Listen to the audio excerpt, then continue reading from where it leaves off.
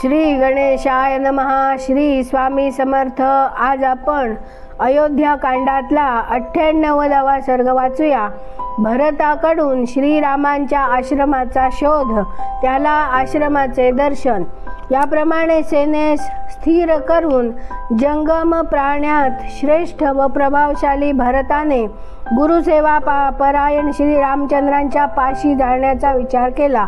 जेव्हा सर्व सेना विनीत भावाने यथास्थानी स्थिरावली, तेव्हा भरताने आपल्या भावास शत्रुघ्नास म्हटले, सौम्य, अनेक माणसं आणि हे निषाद यांना बरोबर घेऊन तू त्वरित या वनात चारही दिशांना श्रीरामचंद्रांचा शोध घे.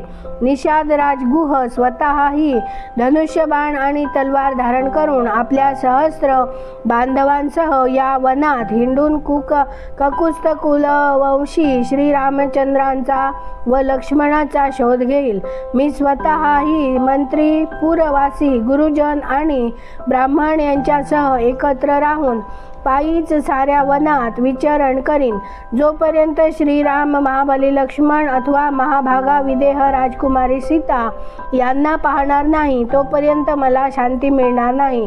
जोपर्यंत आपले पूज्य भ्राते श्रीरामचंद्रांच्या कमलदल समान विशाल नेत्रांच्या सुंदर मुखचंद्राचं दर्शन होणार नाही, तोपर्यंत माझ्या मनास शांती मिळायची नाही. निश्चयानच सुमित्रा कुमार लक्ष्मण कृतार्थ झाला आहे, कारण त्यानं श्रीरामचंद्रांच्या कमल सदृश नेत्रांच्या महातेजस्वी मुखाचं निरंतर दर्शन घेतलं आहे. हे मुख चंद्राप्रमाणे निर्मल, आल्हाददायक प्रदान करणारं आहे. जोपर्यंत बंधू श्रीरामांच्या राजोचित लक्षणांनी युक्त अशा चरणारविंदांना आपल्या मस्तकी धारण करू शकणार नाही, तोपर्यंत माझ्या मनास शांती मिळणार नाही. जोपर्यंत राज्याचे निष्ठावान अधिकारी आर्य श्रीराम माता पिता महांच्या राज्यावर प्रतिष्ठा पावत नाहीत, अभिषेकाच्या जलानं आर्द्र होणार नाही, तोपर्यंत माझ्या मनास शांती प्राप्त होणार नाही. समुद्रपर्यंत पृथ्वीचे स्वामी आपले पती देव श्रीरामचंद्रांचं अनुसरण करणारी जनक किशोरी विदेह राजकुमारी महाभागा सीता आपल्या या सत्कर्मानं कृतार्थ झाली. ज्याप्रमाणे नंदनवनात कुबेर निवास करतात, त्याप्रमाणे ज्याच्या मनात ककुस्थ कुलभूषण श्रीरामचंद्र विराजतात, तो चित्रकूट परम मंगलकारी आणि गिरिराज हिमालय व व्यंकटाचलाच्या समान श्रेष्ठ पर्वत आहे. हे सर्प सेवित दुर्गम वनही कृतार्थ झालं आहे, कारण इथं शस्त्रधार्यांत श्रेष्ठ महाराज श्रीराम निवास करतात.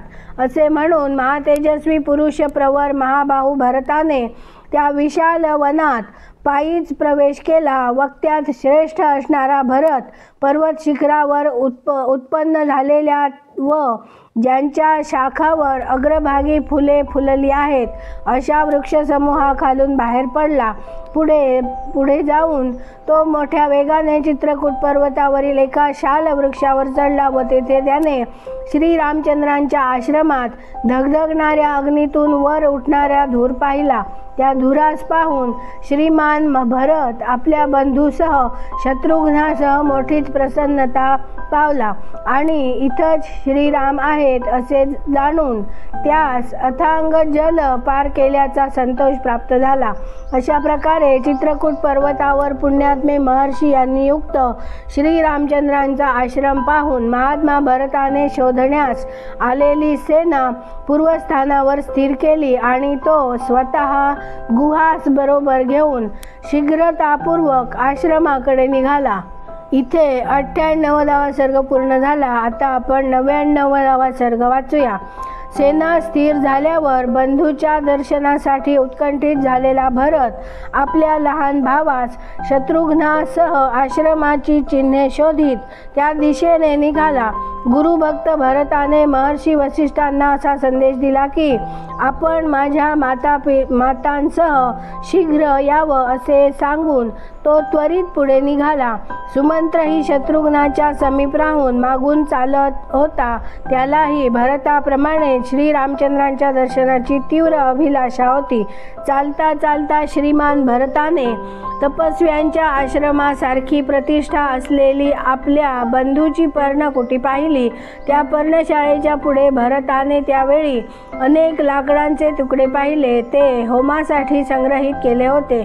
त्यांच्याबरोबर जेथे पूजेसाठी जमविलेली फुलेही त्याच्या दृष्टीस पडली. आश्रमात येणारे जाणारे श्रीराम व लक्ष्मण यांनी निर्माण केलेली मार्गबोधक चिन्हेही त्यास वृक्षावर दिसली. कुश आणि चिर वस्त्र यांच्या सहाय्याने ती वृक्षांच्या फांद्यावर लटकलेली होती. त्या वनात शीत निवारण करण्यासाठी मृगांच्या लेंड्या आणि म्हशींचे सुकलेले शेण यांचे ढिगारे तेथे एकत्र केलेले दिसले. भरताने आपल्या डोळ्यांनी ते पाहिले. समय जात असतानाच परमकांतिमान महाभाऊ भरताने शत्रुघ्न आणि सर्व मंत्री यांना अत्यंत प्रसन्नतेने म्हटले, असं दिसतं आहे की महर्षी भरद्वाजांनी ज्या स्थानाचा मार्ग सांगितला होता तिथंच आपण आलेलो आहोत. मी असं समजतो की मंदाकिनी नदी इथून फारशी दूर नसावी. वृक्षांना उंचावर बांधलेली ही वस्त्र दिसत आहेत. वेळी अवेळी जलाधी आणण्यासाठी बाहेर आलेल्या लक्ष्मणानं परत ओळख पटावी म्हणून ही चिन्ह बनविलेली आहेत. त्या आश्रमाकडं जाण्याचा हाच मार्ग असावा. इथून मोठमोठ्या दातांचे वेगवान हत्ती निघून एक दुसऱ्याकडं पाहून गर्जना करतात. या पर्वताच्या पार्श्वभागात ते फिरत असतात. वनात तपस्वी मुनी सदा ज्यांचं आराधना करतात त्या अग्निदेवांचा हा अति सघन धूर दृष्टीस पडत आहे. इथंच मी गुरुजनांचा सत्कार करणाऱ्या पुरुषसिंह आर्य रघुनंदनांचं सदा आनंदमग्न राहणाऱ्या महर्षीप्रमाणे दर्शन करीन. त्यानंतर रघुकुलभूषण भरत थोड्याच वेळात मंदाकिनीच्या तटावर विराजमान झालेल्या चित्रकूटापाशी येऊन पोहोचला. तो आपल्या बरोबरीच्या लोकांना म्हणाला, अहो, माझ्यामुळंच पुरुषसिंह महाराज श्रीरामचंद्रांना या निर्जन वनात येऊन मोकळ्या पृथ्वीवर विरासन घालून बसावं लागत आहे. म्हणून माझ्या जीवनाचा धिक्कार असो. माझ्यामुळं महातेजस्वी लोकनाथ रघुनाथ फार मोठ्या संकटात सापडून समस्त कामनांचा त्याग करून वनात निवास करीत आहेत. यामुळे मी सर्व लोकांकडून निंदित आहे. म्हणून माझ्या जन्माचा धिक्कार असो. आज मी श्रीरामांना प्रसन्न करण्यासाठी त्यांच्या चरणांना वंदन करीन. लक्ष्मण व सीता यांच्याही पायांना नमस्कार करीन. अशा प्रकारचा विलाप करणाऱ्या दशरथ कुमार भरताने त्या वनात एक मोठी पर्णशाला पाहिली. ती परम पवित्र व मनोरम होती. ती शाला ताल, साल व अश्वकर्ण नावांच्या वृक्षांच्या अनेक पानांनी बनलेली होती. यज्ञशालेत जिच्यावर कोमल कुश पसरले आहेत अशा लांबरुंद वेदीप्रमाणे ती शोभा पावत होती. तेथे इंद्रधनुष्याप्रमाणे अनेक धनुष्य ठेवली होती. ती श्रेष्ठ कार्यासाठी समर्थ होती. त्यांचे पृष्ठभाग सोन्याने मढविले होते. ती खूप प्रबल व शत्रूंना पीडा देणारी होती. त्यांनी पर्णकुटीची शोभा मोठीच दिसत होती. तेथे भात्यात अनेक बाण भरलेले असून ते सूर्यकिरणांप्रमाणे चमकदार व भयंकर होते. दीप्तिमान मुखांच्या सर्पांनी जशी भोगावती पुरी शोभते त्याप्रमाणे त्या बाणांनी ती पर्णशाला सुशोभित होती. सुवर्णाच्या म्यानात ठेवलेल्या 2 तलवारी, सुवर्णमय बिंदूंनी चमकणाऱ्या 2 विचित्र ढालीही त्या आश्रमाची शोभा वाढवित होत्या. तेथे घोरपडीच्या कातड्याची बनविलेली अनेक सुवर्णजडित बाहुत्राणे आणि अंगुली त्राणे होती. ज्याप्रमाणे मृग सिंहाच्या गुहेवर आक्रमण करू शकत नाही त्याप्रमाणे ती पर्णशाला शत्रू समूहांच्या अगम्य व अजेय होती.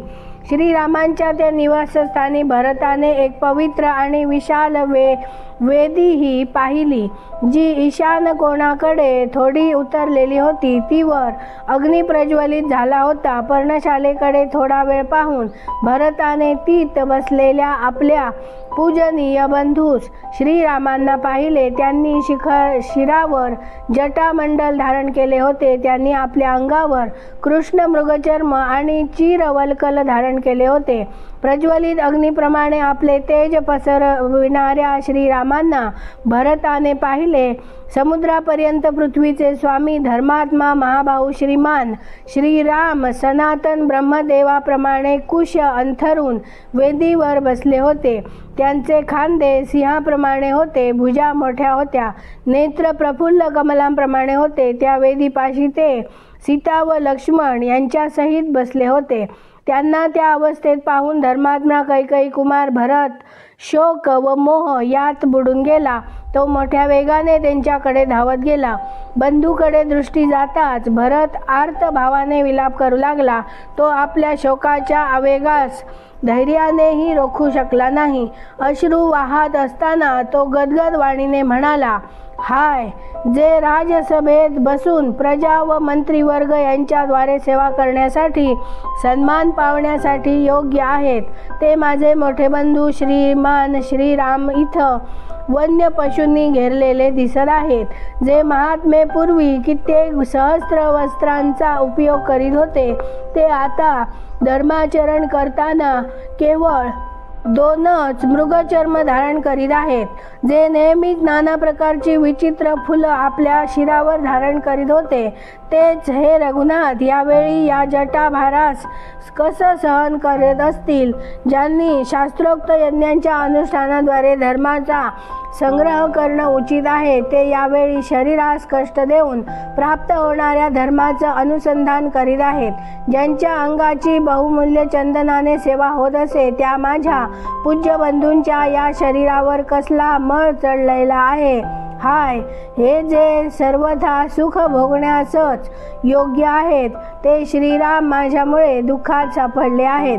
आहा, मी किती क्रूर आहे. माझ्या या लोकनिंदित जीवनाचा धिक्कार असो. या प्रकारे विलाप करणारा भरत अत्यंत दुःखी झाला. त्याच्या मुखारविंदावर घामाचे बिंदू दिसू लागले. तो श्रीरामचंद्रांच्या चरणांपर्यंत पोहोचण्याआधीच पृथ्वीवर पडला.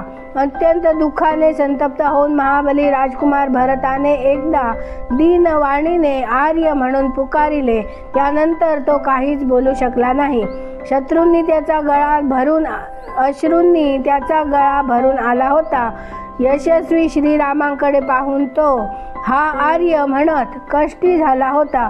त्यापुढे तो काहीच बोलू शकला नाही. त्यानंतर शत्रुघ्नानेही रडत रडत श्रीरामचंद्रांच्या चरणांना प्रणाम केला. श्रीरामांनी त्या दोघांना उठवून त्यांना आपल्या छातीशी धरले. त्यांच्याही नेत्रातून अश्रूंच्या धारा वाहू लागल्या. त्यानंतर राजकुमार श्रीराम व लक्ष्मण त्या वनात सुमंत्र व निषादराज गुह यांना भेटले. जणू आकाशात सूर्यचंद्र शुक्र आणि बृहस्पती यांची युती होत होती. युथपती गजराजावर बसून यात्रा करण्यास योग्य असलेल्या 4ही राजकुमारांना त्या वनात आलेले पाहून समस्त वनवासी हर्ष सोडून शोकग्रस्त अश्रू ढाळू लागले. इथे 99वा सर्ग पूर्ण झाला. उद्या आपण 100वा सर्ग वाचूया. आवडल्यास लाईक, शेअर, सबस्क्राईब करा. बेल आयकॉन क्लिक करा. कमेंट करून आपले विचार नक्की कळवा. धन्यवाद. जय जय श्रीराम.